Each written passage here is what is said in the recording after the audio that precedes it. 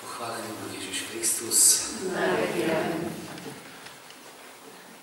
Drahí bratia, sestry v Kristovi, milí hostia z Poltárova, drahí a sestry do kríže z Trnavy. Teším sa, že dnes pre nás vo farnosti sviatok svätého Mikuláša, patrona tohto chrámu i tejto farnosti, môžeme aj my si tu tak z toho spoločenstva modlitby uvedomiť, že tá jeho veľkorysosť, ktorá je reč aj v modlitbe dňa dnešného sviatku, tá veľkorysosť je niečo, čo neprestalo a čo cez Mikuláša pretekalo od Pána, od ktorého tú veľkorysosť on sám prijímal. A ten Pán chce určite teraz veľkorysosť ako dobrý otec dávať dobré dary svojim deťom aj nám.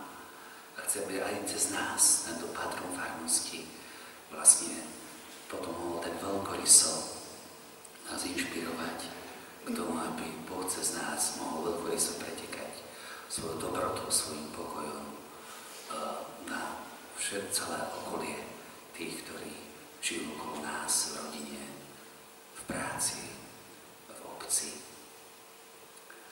Teda vás vydám ako tých, ktorí sú otvorení preto, aby Boh sa ich dotýkal, aby cez nich pretváral aj túto farnosť.